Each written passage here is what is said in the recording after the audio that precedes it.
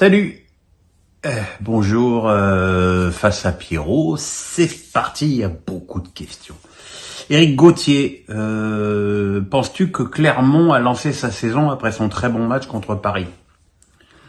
Ça fait plusieurs matchs que Clermont, même si les résultats étaient pas bons, montrait quand même un petit peu des choses plus cohérentes et surtout plus en rapport avec ce qu'elle avait montré de si bien la saison dernière.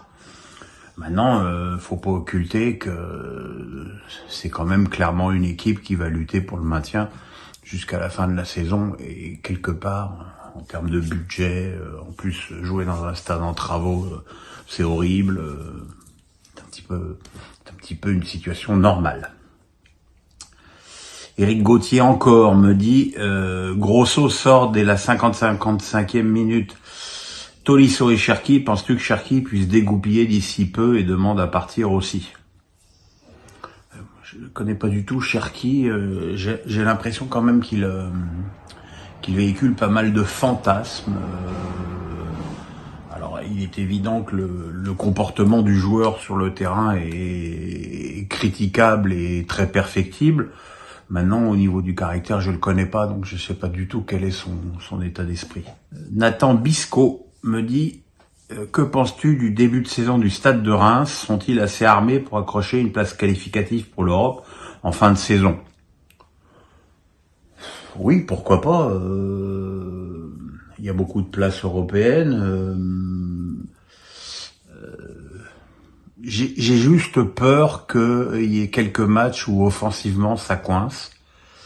Parce que bon, autant en défense et au milieu, c'est très très bien armé avec des vraies individualités comme Abdelhamid et Mounetsi qui, et je le dis et je le répète, est un joueur que j'adore.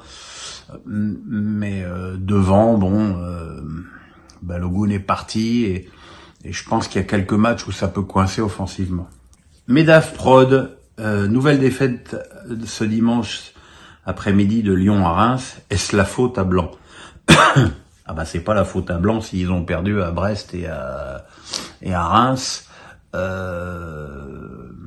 Et comme je l'avais tweeté au moment de la défaite à Brest, pour moi le problème de Lyon c'était pas un problème d'entraîneur, parce que il y a quand même pas que des mauvais qui sont passés sur le banc. Parce que Genesio était mauvais, Garcia était mauvais, Silvino était mauvais, Boss était mauvais, Blanc était mauvais. Grosso, pour l'instant, il a encore le bénéfice du doute, mais on va pas tarder à dire qu'il est mauvais aussi. Je pense que le problème, il est beaucoup plus profond que ça à Lyon, mais nous y reviendrons dans d'autres questions. Le ch'ti collecteur me dit Lens est-il de retour? Est-ce que le Racing a une chance contre Arsenal avec un Bollaert en fusion? Lens est de retour déjà au niveau des points, puisqu'ils ont pris 6 points en 2 matchs, contre une équipe de Toulouse faible et une équipe de Strasbourg très faible. Je peux pas dire que j'ai été ébahi par la qualité du match de Lens à Strasbourg. Wai a mis un très beau but, mais bon, sinon, ils ont loupé quelques grosses occasions en fin de match, mais c'était quand même pas flamboyant. Est-ce que le Racing a une chance contre Arsenal? A priori aucune, parce que Arsenal c'est vraiment très très très costaud. Que Bollaert soit en fusion, c'est une évidence, mais malheureusement je pense que ça ne suffira pas. Vince, as-tu vu la série Netflix sur Bernard Tapie? Que retenir de l'homme? Un entrepreneur hors norme, un homme peu fréquentable, le premier vainqueur d'une Coupe d'Europe, un exemple de courage face à la maladie. Alors non, j'ai pas encore vu la série Netflix. J'ai un peu de mal parce que j'ai quand même bien connu Bernard et j'ai un peu de mal à regarder une série sur quelqu'un avec qui j'ai échangé beaucoup, même à la fin quand il était malade, il m'écrivait assez souvent des SMS, très gentil d'ailleurs. Alors après, que retenir de l'homme? Un entrepreneur hors norme, c'est évident. Un homme peu fréquentable, c'est très probable. Le premier vainqueur d'une Coupe d'Europe, c'est une évidence aussi. Et un exemple de courage face à la maladie, c'est presque malheureusement ce que j'ai envie de retenir de lui, c'est cette... Je pense que si c'était pas Bernard Tapie, il serait mort 3 ans avant. sa résilience, sa combativité, sa hargne, c'est, enfin pour moi qui ai été gravement malade aussi, c'est vraiment quelque chose qui m'a profondément bouleversé. Et je pense souvent à lui et malgré toutes les réserves qu'on peut avoir sur sa carrière et le personnage, c'est quelqu'un qui me manque énormément. Niri, crois-tu qu'à force de jouer au Chamboultou, Longoria s'est vraiment raté cette saison dans son mercato? Aubameyang n'y arrive pas et joue au détriment de Vitinha.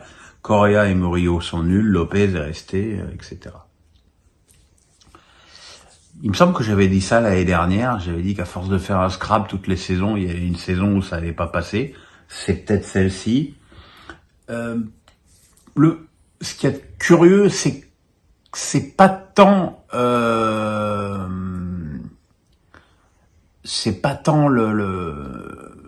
les joueurs qui sont arrivés qui me gênent à l'OM, c'est les joueurs qui sont partis. Kolasinac ils n'aient pas été capables de retenir Kolasinac, qu'ils aient mis comme ça Guendouzi de côté, qu'ils aient pas vraiment négocié avec Alexis Sanchez. Ça me paraît 3 erreurs énormes parce qu'il est évident que les 3 seraient titulaires aujourd'hui dans cet OM, titulaire et important. Donc voilà, je pense que si le mercato de l'OM il est raté cette saison, c'est plus au niveau des départs qu'au niveau des arrivées. Pas triste, locaux. J'étais au Horizon Park hier et j'ai été plutôt déçu par l'ambiance malgré le beau tifo du coup d'envoi. Pour toi, quelles sont les 5 meilleures ambiances des stades en France, toutes divisions confondues? Je vais pas être très original, hein. Marseille, Lens, Saint-Étienne, Strasbourg. Après, il y a ponctuellement des matchs où c'est très chouette à Bordeaux, où c'est super au Parc des Princes. Mais je pense que quand on a dit Marseille, Lens, Strasbourg et Saint-Étienne, on a fait les 4 plus grosses ambiances, avec un comportement côté lensois et strasbourgeois, qui s'est d'ailleurs bien vu avec les nombreux échanges entre supporters lors du dernier match à la Méno, avec un comportement en plus excellent et sans danger. Alex Nissa du 06, c'est sa question hebdomadaire. Après 2 succès de prestige à Paris-Monaco, Nice cale à domicile contre Brest. Le manque de créateurs au milieu et Mofi avant-centre rend-il la tâche plus compliquée contre les équipes regroupées? C'est une évidence, J'attendais avec beaucoup d'impatience ce match contre Nice parce que ils ont joué dans 2 configurations très similaires au Parc et à Louis II.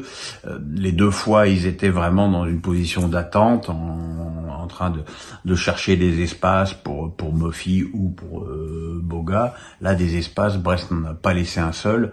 Et il est évident que on a retrouvé le Nice des saisons dernières, sans imagination, alors évidemment avec une solidité défensive qui va à mon avis leur permettre de performer cette saison sur l'ensemble de la saison, mais c'est sûr c'est sûr que Brest a montré la voie de ce qu'il fallait faire à l'Allianz Rivera pour les autres équipes cette année. Tom Bu. Comment expliques-tu que Lucho s'entête à mettre Skriniar et Danilo ensemble en défense alors qu'on voit tous que c'est une très mauvaise idée? Kurzawa a-t-il des chances de rejouer avec la blessure de Nuno Mendes ou recrutement en hiver? Ça veut dire qu'à partir du moment où Nuno Mendes n'est pas là, Lucas Hernandez joue latéral gauche. À partir du moment où tu cherches à reposer Marquinhos et que Mukele et Kimpembe sont encore en phase de reprise, Mukele moins que Kimpembe, il reste plus que Skriniar et Danilo. Alors Skriniar et Danilo à Clermont où t'as le ballon tout le temps, ça va. Contre des équipes qui jouent aussi bien le contre Nice, ça va pas. Mais encore une fois, le retour bientôt de Mukele et de Kimpembe va certainement modifier la donne. Et puis Nuno Mendes ou une recrue feront aussi que Lucas Hernandez pourra postuler à jouer lui aussi en défense centrale. Niri, question sur Chancel Mbemba. Il était un des meilleurs centraux du championnat, il est catastrophique actuellement.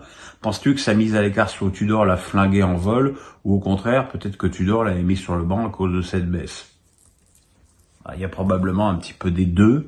Il y a aussi un facteur dont on ne parle pas, c'est que je pense que le dénommé Samuel Gigot, qui porte beau, qui porte très marseillais, il est grand, il est costaud, il est brun, il est barbu, il est motivé, il embrasse les cuissons.